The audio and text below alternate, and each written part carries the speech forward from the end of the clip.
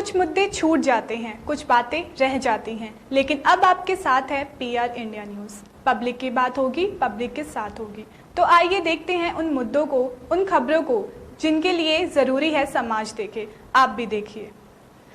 सरकारें आती हैं और जाती हैं, विधायक और सांसद बनते हैं, फिर चुनाव लड़ते हैं, लेकिन सगड़ी तहसील के देवारा वासियों के सुख दुख और दुख दर्द से अमूमन ये लोग बेखबर ही रहते हैं। गाहे बगाहे कभी दिखाने के लिए चले जाएं तो चले जाएं, लेकिन देवारा वासियों का भला शायद ही हो पाया। अगर उनके सुख दुख में कोई खड़ा मिलता है, पीड़ा को समझता है, तो उन्हीं अपने लोगों के बीच से बनाई गई बाढ़ पीड़ित संघर्ष समिति के पदाधिकारी। इन्हीं पदाधिकारियों के भरोसे आज 9 सालों से देवारा वासियों का सुख दुख और दर्द बांटा जा रहा है। आज बाढ़ पीड़ित संघर्ष समिति का 9वां स्थापना दिवस सगड़ी तहसील क्षेत्र के मानिकपुर स्थित डॉक्टर अब्दुल कलाम पुस्तकालय पर मनाया गया। इस कार्यक्रम में बतौर मुख्य अतिथि शामिल हुए कामरेड श्यामा प्रसाद ने बाढ़ से हो रही परेशानियों पर चर्चा करते हुए कहा कि बाढ़ पीड़ितों की मदद के लिए कोई भी गंभीर नहीं है, इसलिए हमें अपनी लड़ाई खुद लड़नी होगी। आने वाले समय में हम यह जंग जरूर जीतेंगे। देवारा में आने वाली बाढ़ की त्रासदी से जो नुकसान होता है, उसका हल हम जरूर निकालेंगे। उन्होंने बाढ़ पीड़ितों की समस्याओं को लेकर कहा कि हर साल की इस समस्या से बाढ़ पीड़ित जूझते हैं, लेकिन कोई भी नेता या अधिकारी उनकी समस्याओं का समाधान नहीं करता। लोग आते हैं और बंधे के ऊपर से ही देखकर वापस चले जाते हैं, जबकि मुश्किलें बंधे के उत्तर तरफ ज्यादा है, वहां कोई आता ही नहीं। विशिष्ट अतिथि के रूप में पहुंचे भारत परिषद संगठन के प्रदेश महासचिव बेचू यादव ने बाढ़ पीड़ितों की समस्याओं को लेकर कहा कि वर्षों से बाढ़ का दंश झेल रहे ये लोग अपनी बेबसी किसी से कह नहीं पाते। मैंने कई गांवों का दौरा किया है और बड़े ही शिद्दत से यहाँ की पीड़ा को महसूस करता हूँ। उन्होंने कहा कि यदि गांव सरकार लागू हो जाती तो इस समस्या का हल इन्हीं लोगों के बीच से निकल आता। उन्होंने कहा कि आप लोग जागरूक होइए और यहाँ आने वाले नेता या विधानसभा के चुनाव में इस बात का संकल्प लीजिए कि गांव सरकार हमारी प्राथमिकता होगी। जिस दिन गांव सरकार लागू होगी, जरूर ये चीजें बदल जाएंगी। इसमें बाढ़ से आने वाली समस्याओं पर चर्चा हुई कि इसका निदान कैसे किया जाए। इसी पर सारे लोगों ने अपना अपना विचार प्रस्तुत किया। सारे लोग एक मत होकर के लोगों ने यह विचार बनाया कि नहीं, हम लोग अपना एक जो ये हमारा संगठन है इसको बहुत मजबूत करेंगे और इस मजबूत करके जो है देवारा की समस्याओं को लेकर के हम लोग पूरे जोर शोर के साथ लगेंगे और अपना निदान हम लोग नेताओं को मजबूर करके यहाँ करवाने का काम करेंगे। और जो भी पार्टी के लोग यहाँ चुनाव के लिए लोग आ रहे हैं मैदान में, उनसे भी यह बाढ़ पीड़ित संगठन के लोग इस बात पर भी निष्कर्ष निकाले हैं कि उनसे सबसे पहले हम लोग एक सवाल जवाब का कार्यक्रम करेंगे कि आखिरकार में देवारा के लोगों की जो समस्याएं हैं उनको आप लोग सुनते क्यों नहीं हैं। एमपी हो जाते हैं, एमएलए हो जाते हैं, लेकिन जब समस्या की बारी आती है तो आप फिर आनाकानी करते हैं, गांव क्षेत्र में नहीं आते हैं, समस्याओं के बारे में जानने की कोशिश नहीं करते हैं।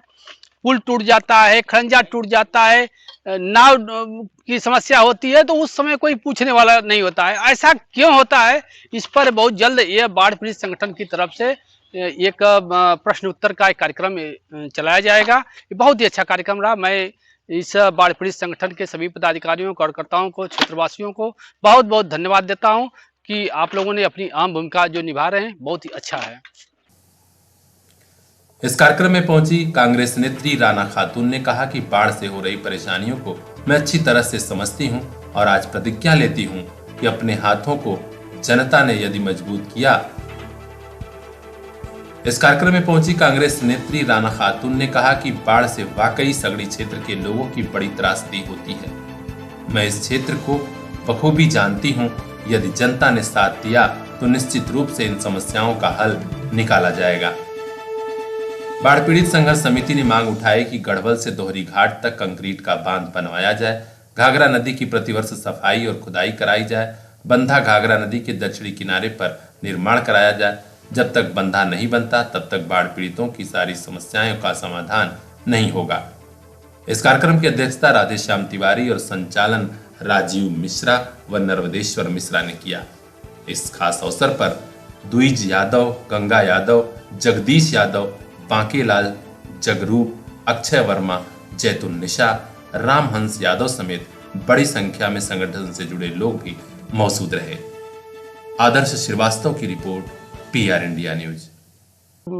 बाढ़ पीड़ितों की समस्या समाधान कैसे समाधान होगा, हम मांग करते हैं शासन से कि गढ़वल से दोहरी घाट तक महुआ गढ़वल बांध के समानांतर घाघरा नदी के किनारे एक कंक्रीट का बांध बनाया जाए और घाघरा नदी को 1 किलोमीटर चौड़ाई में बहाया जाए और प्रति वर्ष उसकी खुदाई और सफाई होती रहे तो बाढ़ की समस्या नहीं रहेगी। और जब तक बांध नहीं बन जाता तब तक के बाढ़ पीड़ितों का सारी सुविधा उनको उपलब्ध किया जाए। 134 गांव रहे हैं और आज मात्र 42 गांव रहे हैं और 42 गांव जो भी हैं उनकी जिंदगी खानाबदोश की तरह बीत रही है। हम उन्हीं की लड़ाई लड़ रहे हैं और सवाल हम पूछेंगे जनप्रतिनिधियों से कि आप जीत के जाते हैं, 70 साल से हम बाढ़ पीड़ितों के लिए क्या मिला?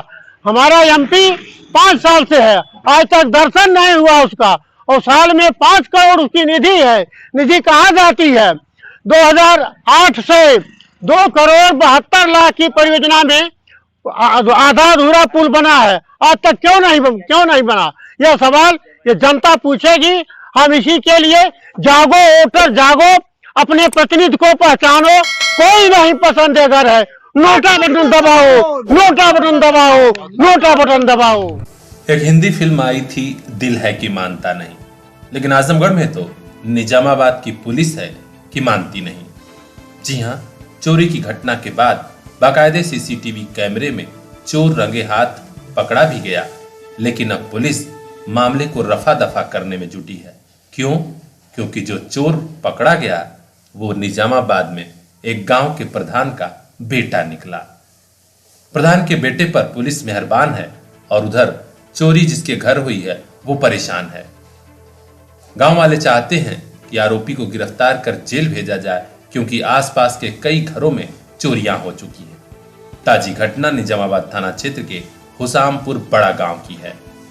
बताया गया है कि सुबह में ही पूरा परिवार शादी समारोह में गया था। उधर शाम करीब 6:30 बजे हसीबुद्दीन पुत्र शमशेर खान के घर में सुनसान पाकर चोर घुसा और 43,000 रुपया नकदी के अलावा कई सोने के गहने लेकर चंपत हो गया। इस घटना का खुलासा इसलिए हो गया क्योंकि पीड़ित के घर में सीसीटीवी कैमरा लगा था। पुलिस के सामने सबूत दिया गया।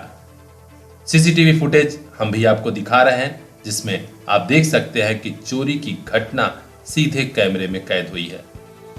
मामला तो साफ हो गया है कि गांव के प्रधान का बेटा ही चोर है, लेकिन अब निजामाबाद पुलिस उसे क्यों बचा रही है यह तो वही जाने।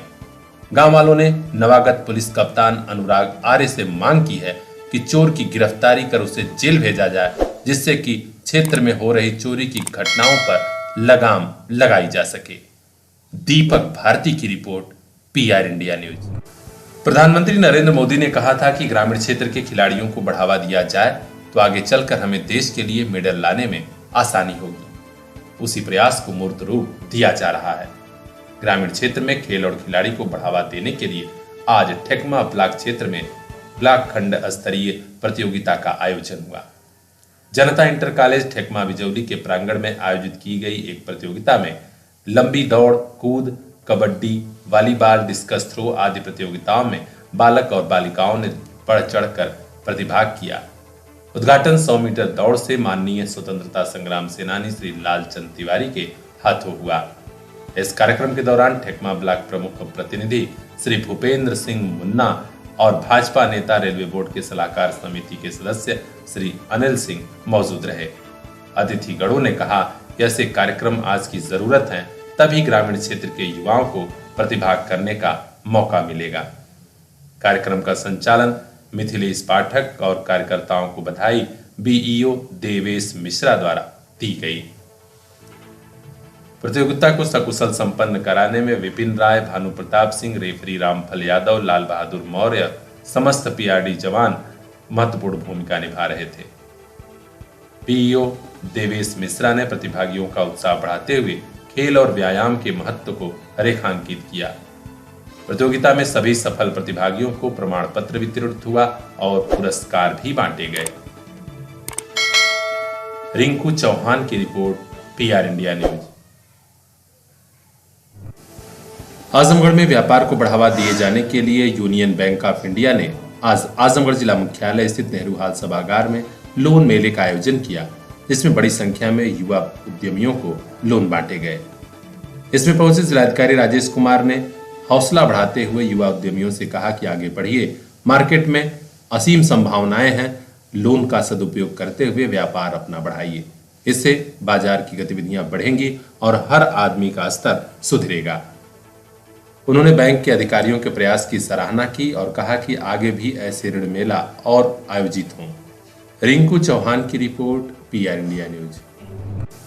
प्रकृति हमारी सेहत का ख्याल रखती है तो हमें भी प्रकृति की सेहत का ख्याल रखना होगा, अन्यथा कभी सूखा तो कभी बाढ़ के रूप में प्राकृतिक आपदाएं आती रहेंगी।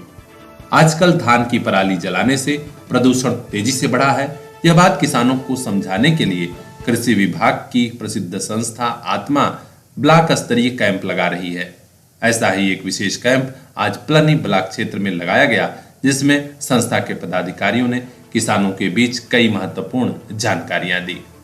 किसानों को बताया गया कि धान की पराली को जलाइए मत, इसे डिकम्पोजर के जरिए छिड़काव करके गलने के लिए रख दीजिए। आगे चलकर यह खाद भी बन जाएगी और प्रदूषण भी नहीं फैलेगा।